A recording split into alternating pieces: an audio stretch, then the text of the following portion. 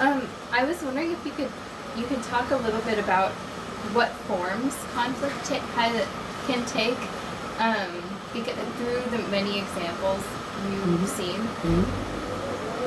Like for instance, is it mostly direct conflict? What are I guess just the manifestations of the disagreement? So what you're asking is that what are the type of conflicts which forum can address? Within all of the examples the forum has been looking at,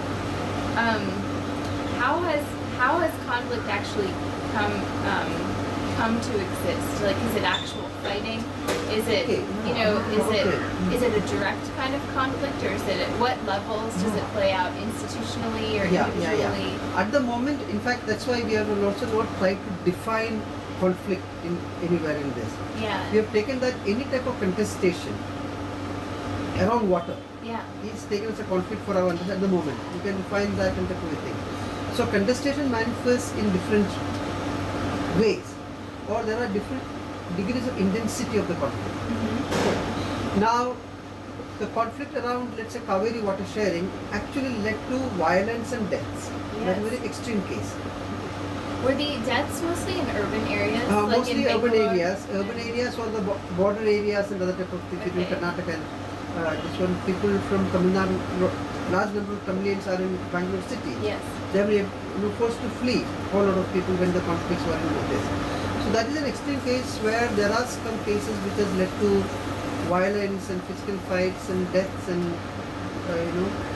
loss of property and everything. That is one of the very extreme or intense conflict.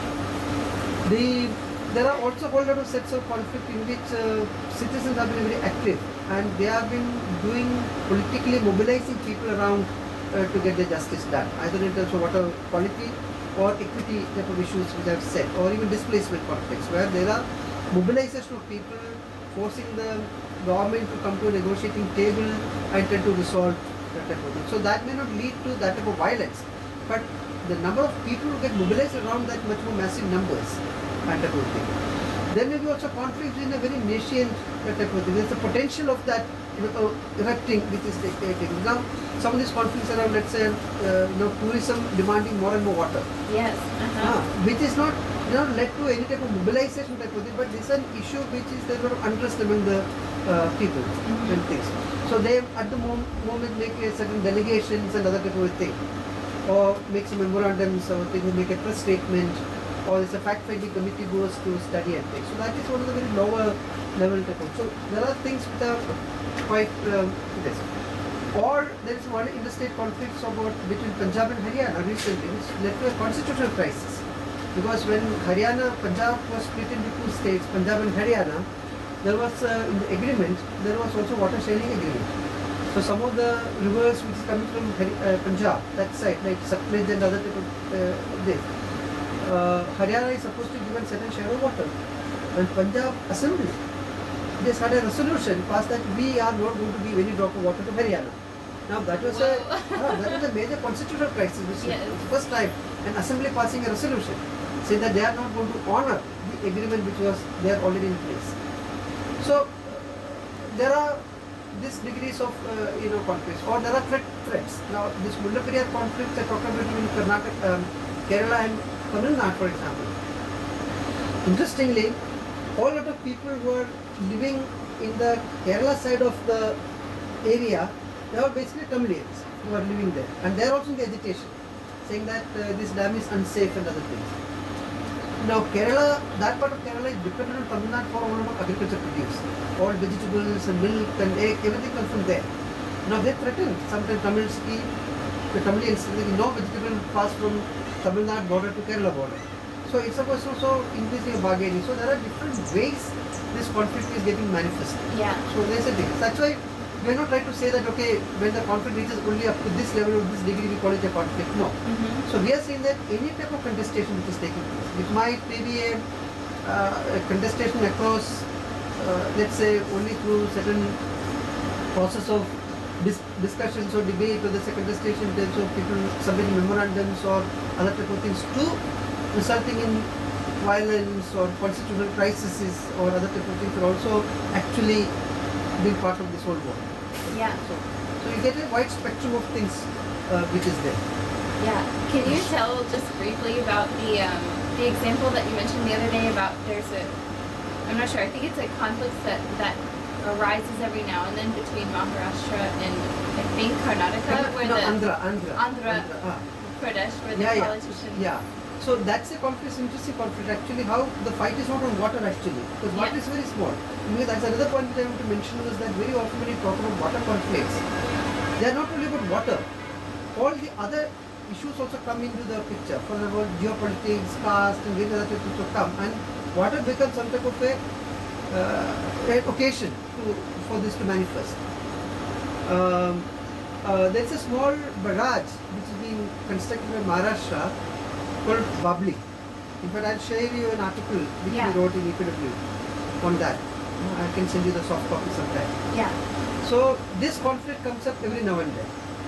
It is a river, Godavari, which is a river which is, I think, Maharashtra and Andhra are the main riparian states and things. And Maharashtra is the upper riparian state and Andhra is the lower riparian state.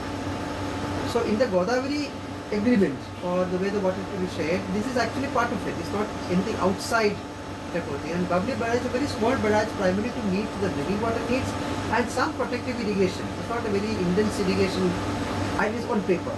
You don't know how the Maharashtra will use it. So in itself it's not going to impact on the water flows much to Andhra. But this was made it a very emotive issue by the Andhra politicians, especially Chandrababu Naidu. Okay. So whenever there's an election he has to face, or whenever there's a type of politically difficult times for him there, he always rakes up the issue of Babli. Because as an emotional issue, then Andhra people feel that all their water problems can be solved, if Maharashtra doesn't consider this small structure. And Maharashtra also makes it a prestige issue. Right? How can Andhra people dictate terms to us? So it becomes a Maratha pride versus or Maharashtrian pride versus Telugu, pride type also. So the last incident, maybe about 2 years back, there was a series of by-elections going to take place in Andhra, and because in the last 2 elections Chandrababu Naidu had lost completely. It is a contest which is from the upstream. So in the by-elections he wanted to make this a big issue. So just before the election, he brought a truckload of his MLAs, some 30-40 of them, into Maharashtra boundary, into the site of the dam, where it is being done, and they sat there. So Maharashtra, what they did, instead of amicably dialogue with them, they arrested all these people and put into jail. And it went on for a few days, and then finally Maharashtra chartered a flight, aircraft, and took all these people back to Hyderabad, and the whole issue was this. Now nobody even talks about it. And during that time you should look at all the regional newspapers, both in Andhra and Maharashtra. It was all looking up regional passions. Maharashtra blaming them and Andhra blaming this type of thing. But the by-elections, the results came, he did not gain anything from that.